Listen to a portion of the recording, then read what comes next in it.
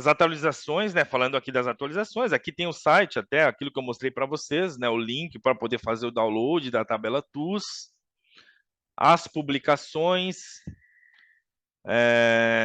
Aqui exemplo de alteração de descrição,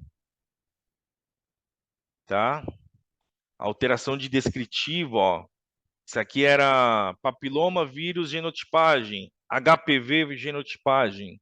Então, tem mudança de descritivo, tem mudança de descritivo que gera algum impacto, outras nem tanto, tá? Bianca, eu vi que tinha caído aí, Bianca. Você chegou a ouvir aí toda a resposta aí do seu questionamento? Se não, manda aí que a gente complementa.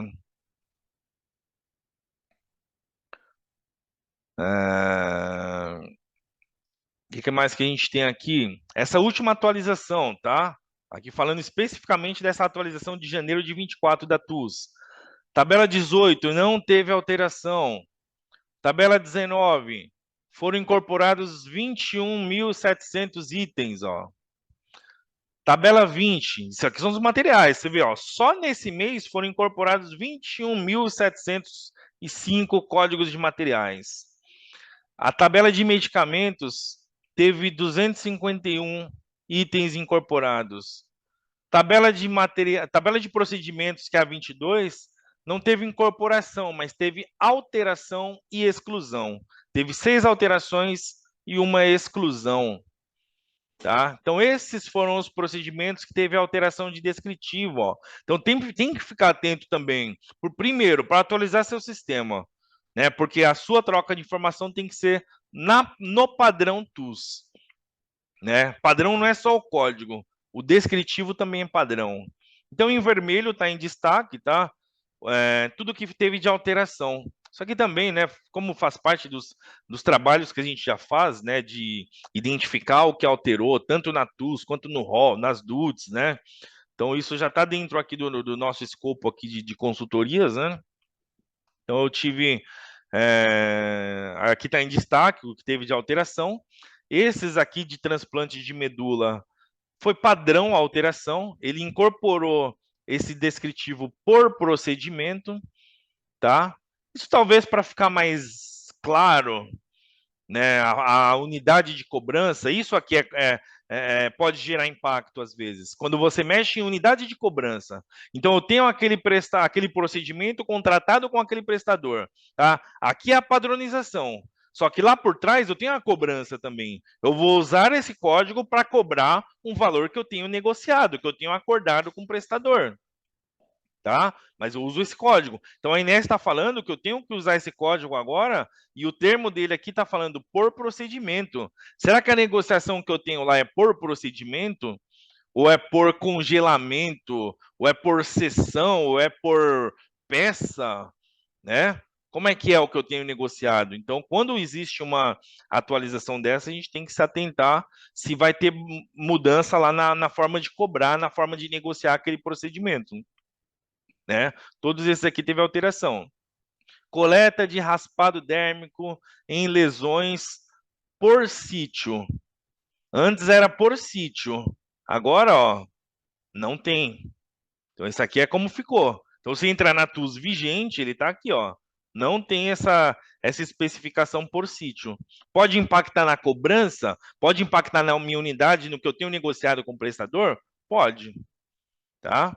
E a última aqui, que é remoção de cerúmen, que antes o termo era bilateral. Isso impacta totalmente na cobrança. Eu tinha uma negociação, por exemplo, R$ 50 para remoção de cerúmen. Bilateral, tá? Já nos dois ouvidos. Só que a ANS agora colocou assim, ó, esse código é unilateral. Então, quando eu for autorizar esse código, quantas vezes eu tenho que autorizar ele? 2 vezes, ó, porque ele é unilateral. Então, se eu tinha uma parametrização desse procedimento, onde só era permitido uma vez por dia, ou uma vez a cada 3 meses, uma vez a cada 6 meses, tá? Se eu coloco aquela parametrização por periodicidade, então aqui eu tinha um limite de uma vez. Por quê? Porque ele já era bilateral. Não tinha por que cobrar esse código 2 vezes, pelo menos num determinado período. O que a ANS fez? Ela mudou para unilateral. Então, agora, se a remoção de cerume for feita nos 2 ouvidos, eu tenho que autorizar 2 vezes esse código. Eu tenho que pagar 2 vezes por esse código. Só que eu tenho por trás tanto a parametrização, onde tem limites de execução, né, limites de periodicidade, de quantidade de vezes dentro daquele período, como eu tenho também o valor. Porque aqui eu pagava R$ 50 nos 2 ouvidos. E agora? O código é unilateral. Eu vou cobrar 2 vezes esse código. Se eu não mexer no valor, eu vou pagar R$ 100. Né? Minha negociação era bilateral. Agora minha negociação passa a ser unilateral. Por quê? Porque eu tenho que adequar a negociação ao código TUS. Por mais que o código TUS não traz valor, mas por trás do código TUS eu tenho um valor negociado. Tá? Por quê? Porque a minha autorização tem que ser nesse código. Certo? Então tem que tomar muito cuidado mais uma vez, né? Mais um ponto de atenção aqui. Atualizações. Isso aqui é o principal. A gente fala de incorporação, fala disso, fala daquilo, mas às vezes a alteração passa batido. Né? Por quê? Porque não é um código novo. Ah, não, não tem código novo. Outro tipo de atualização que acontece é na tabela de correlação TUS e ROL. Tá? A tabela de correlação TUS e ROL, às vezes ela altera procedimentos de não para sim, sem alteração. Aquele exemplo que a gente tinha visto nos slides anteriores, teve uma RN publicada de fotovaporização lá de próstata. Publicou aquele procedimento. Aí aquele TUS que era não, passou a ser sim, baseado numa RN. Então fica mais fácil da gente rastrear, porque teve a RN, teve o procedimento, aquele procedimento foi enquadrado num TUS que já existia. Então a gente subentende que aquele TUS que era não, vai passar a ser sim. Agora isso aqui não, ó. Isso aqui não teve resolução normativa. O que a ANS fez? Simplesmente pegou uma relação de códigos que eram correlação não e alterou eles para correlação sim. Psicoterapia de casal, ludoterapia em grupo, não sei o que, tudo isso aqui era não. Ou seja, na versão de agosto de 23, isso era correlação não. Na versão agosto 24, isso virou correlação sim. Teve resolução normativa? Não. Simplesmente o entendimento, pelo entendimento da ANS, não, a partir de agora vamos mudar isso aqui para sim. Mudou para sim. Tá? E aí é onde a gente tem que buscar informação, né? Até a Renata tinha questionado lá no início, né? Ah, onde eu busco, onde eu consigo as informações e tal. Tem coisa que é mais fácil, tem coisa que é mais difícil. Coisa que a gente tem que ir atrás, aprofundar na pesquisa. Não é simplesmente ver a resolução normativa. Tem coisa que não é publicado. Isso aqui, por exemplo, não foi publicado.